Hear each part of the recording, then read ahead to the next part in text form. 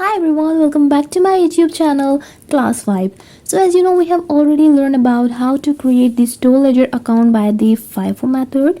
Now today we're gonna learn about how to create the store ledger account by the LIFO method. Okay, let's begin. LIFO stands for last in first out. In this method, the material that are received last are issued first, which means the newest stock is used first and the oldest stock remain in the inventory. Now with the help of this question, we'll understand it more clearly. Okay, so here is the question. Prepare a store ledger account by using the LIFO method. So यहाँ पे हमें कुछ transactions given है जिसके basis पे हमें एक store ledger account create करना है. स्टोर लेजर अकाउंट कुछ ऐसा दिखता है.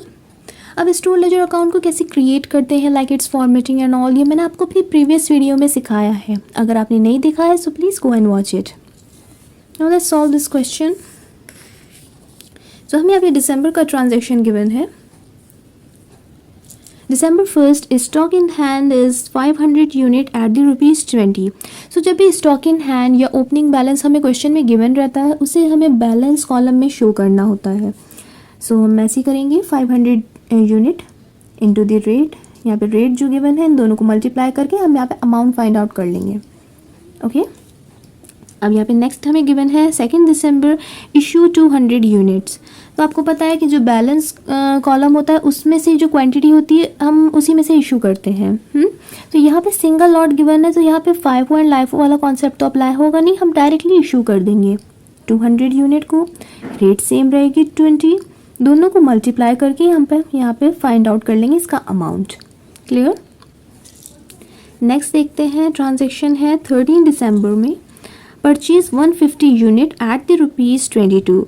सो मैंने आपको पहले भी बताया था कि जो परचेज़ का ट्रांजेक्शन जब भी हमें लिखना होता है स्टोर लेजर अकाउंट में, सो हम बैलेंस कॉलम में यहाँ पे एक लाइन ड्रॉ करते हैं और जितना भी स्टॉक हमारा लास्ट में रह जाता है उसको हम एज इट इज़ यहाँ पे लिख देते हैं. देन हम यहाँ पे परचेज़ की एंट्री करते हैं रिसीट कॉलम में. लाइक 150 क्वान्टिटी है इंटू दी 22, दोनों को मल्टीप्लाई करके यहाँ पे अमाउंट फाइंड आउट कर लेंगे और फिर इस ट्रांजेक्शन को एज इट इज़ हम बैलेंस कॉलम में भी शो कर देंगे.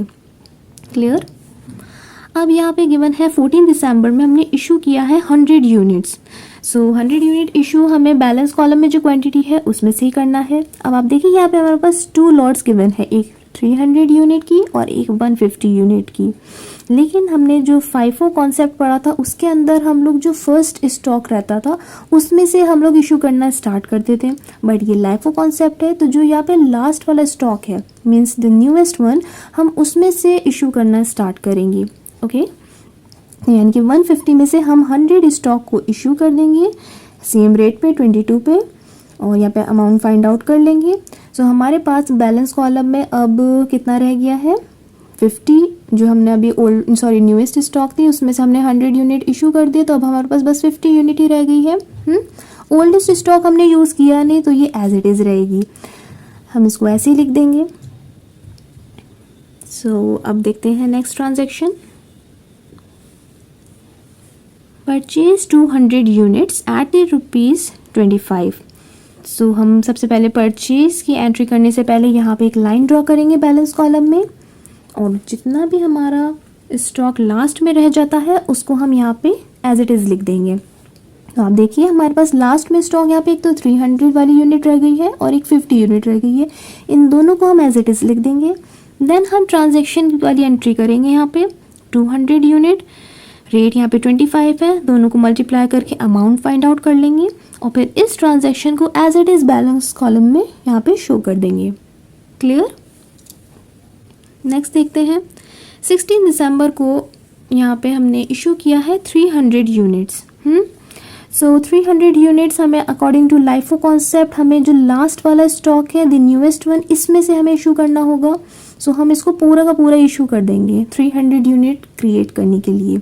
200 हमने यूनिट इशू किया सेम रेट पे, बट अभी भी ये 300 यूनिट नहीं बना तो हम इससे ओल्डेस्ट स्टॉक को यूज़ लेंगे, उसको भी हमने इशू कर देना है.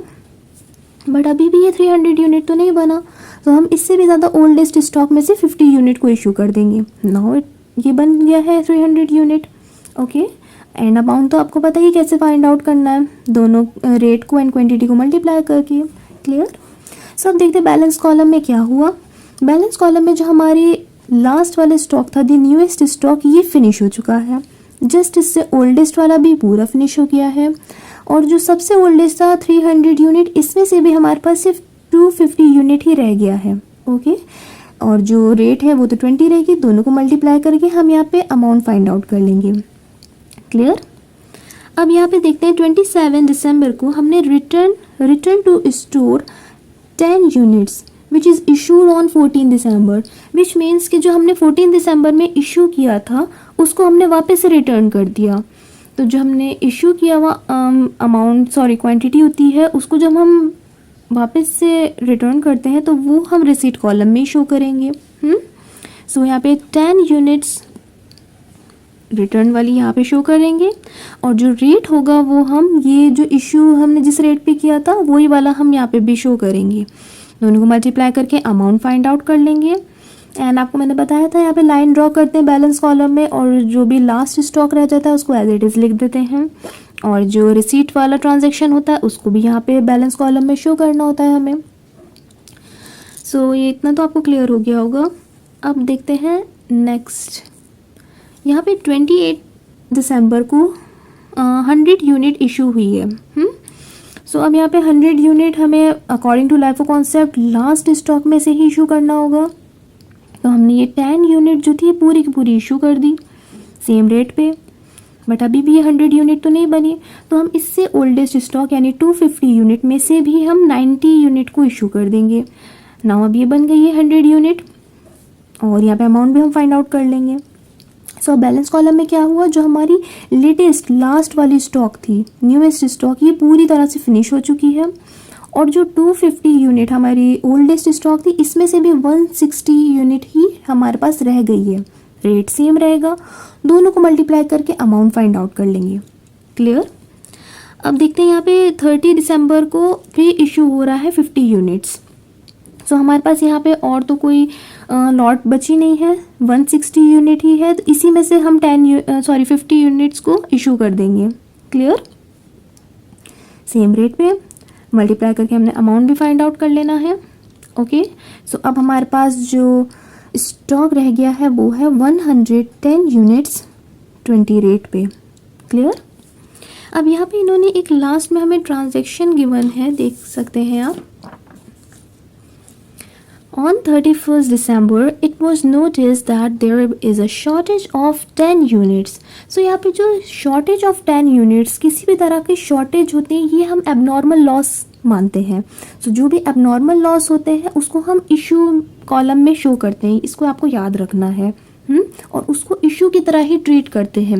लाइक हम जैसे बैलेंस कॉलम में से जो क्वांटिटी होती थी उसमें से इशू करते थे ना, इसी तरह से हम शॉर्टेज को भी जो हमारी क्वांटिटी होगी उसमें से इशू करेंगे। लाइक इसको इशू की तरह हमें ट्रीट करना है।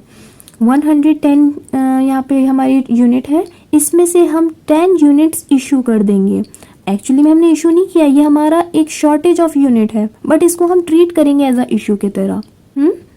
सो यहाँ पे 10 यूनिट्स है, और यहाँ पे जो रेट होगी वो हम सेम 20 लेंगे, दोनों को मल्टीप्लाई करके यहाँ पे अमाउंट फाइंड आउट कर लेंगे। सो अब हमारे पास जो क्लोजिंग स्टॉक रह गया है वो है 100 यूनिट, रेट सेम रहेगी, दोनों को मल्टीप्लाई करके फाइंड आउट कर देंगे इसका amount. Okay. I hope this is clear to you. Still, if you have any doubt, you may ask in the comment section. Okay.